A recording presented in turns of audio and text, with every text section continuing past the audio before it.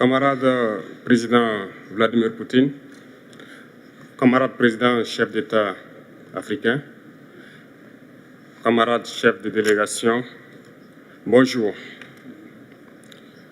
C'est un honneur pour moi ce matin donc de prendre la parole ici et de vous passer donc le salut fraternel du peuple du pays des hommes intègres. C'est aussi le lieu pour moi, avant tout propos, de rendre grâce à Dieu, Dieu Tout-Puissant qui nous a permis de nous réunir ici ce matin en bonne santé pour parler de l'avenir et du bien-être donc de nos peuples.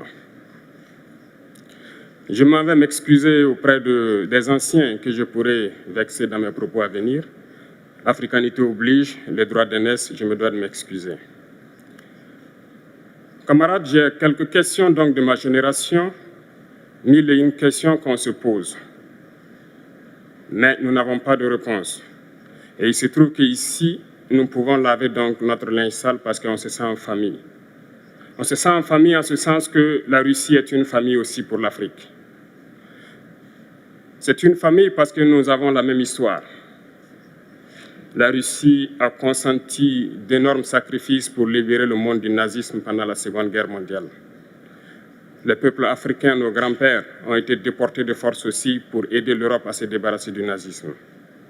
Nous partageons la même histoire en ce sens que nous sommes les peuples oubliés du monde, qu'ils soient dans les livres d'histoire, dans les documentaires ou films. On tend donc à balayer le rôle prépondérant qu'a joué la Russie et de l'Afrique dans cette lutte contre le nazisme. Nous sommes ensemble parce que, actuellement, nous sommes là pour parler de l'avenir de nos peuples, de ce qui va advenir demain, de ce monde libre auquel nous aspirons, de ce monde sans ingérence dans nos affaires internes. Nous avons les mêmes perspectives et je souhaite que ce sommet soit l'occasion donc de pouvoir tisser de très bonnes relations en vue d'un meilleur avenir de nos peuples. Les questions que mes générations se posent sont les suivantes, si je peux me résumer. C'est de ne pas comprendre comment l'Afrique, avec tant de richesses sous notre sol, avec une nature généreuse, de l'eau, du soleil en abondance, l'Afrique est aujourd'hui le continent le plus pauvre. L'Afrique est un continent affamé. Et comment se fait-il que les chefs d'État traversent donc le monde à mendier? Voici des questions que nous nous posons et que nous n'avons pas de réponse jusque-là. Nous avons l'occasion de tisser de nouvelles relations. Et j'espère que ces relations puissent être les meilleures pour donner un meilleur avenir à nos peuples. Ma génération me charge aussi de dire que, par ce fait de pauvreté, ils sont obligés de traverser l'océan pour essayer de rallier l'Europe. Ils meurent dans l'océan. Mais que prochainement, ils n'iront pas traverser parce qu'ils viendront devant nos palais pour chercher leur pitance quotidienne. Pour ce qui concerne le Burkina Faso, aujourd'hui, nous sommes confrontés depuis plus de 8 ans à la forme de manifestation la plus barbare, la plus violente du néocolonialisme, de l'impérialisme. L'esclavage qu'on tend encore à nous imposer. Nos dévanciers nous ont bien appris une chose. L'esclave qui n'est pas capable d'assumer sa révolte ne mérite pas que l'on s'apitoie sur son sort. Nous ne nous apitoyons pas sur nos sorts, on ne demande pas que quelqu'un s'apitoie sur notre sort.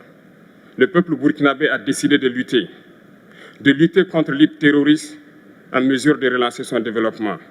Dans cette lutte, des vaillants peuples, des vaillantes populations se sont engagées à prendre les armes face au terrorisme, ceux que nous avons affectueusement appelés les VDP, des volontaires. Nous sommes surpris de voir les impérialistes traiter ces VDP de milices et de tout type. C'est décevant, parce qu'en Europe, lorsque des peuples prennent les armes pour défendre leur patrie, on les traite de patriotes. Nos grands-pères ont été déportés pour sauver l'Europe. Ce n'était pas avec leur consentement, contre leur gré.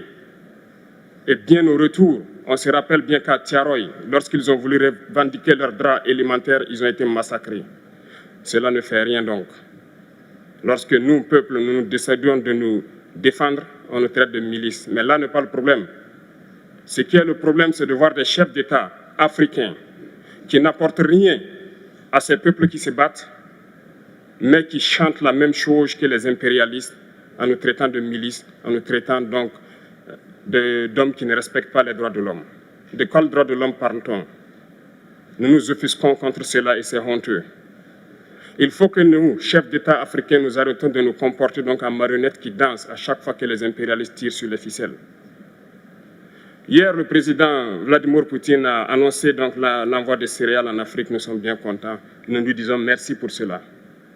Mais aussi, c'est un message passé à nous, chefs d'État africains, parce qu'au prochain forum, nous ne devrons pas venir ici sans avoir assuré, pour ceux qui ne connaissent pas la guerre, l'autosuffisance alimentaire de nos peuples. Nous devons prendre l'expérience de ceux qui ont pu déjà atteindre cela en Afrique, tisser de bonnes relations ici et tisser de meilleures relations avec la Fédération de Russie pour pouvoir assouvir les besoins de nos populations. Je ne serai pas peut-être long, le temps imparti est très court. Nous sommes obligés de nous arrêter à un moment donné. Mais je voudrais terminer en disant que nous devons donc rendre hommage à nos peuples qui se battent.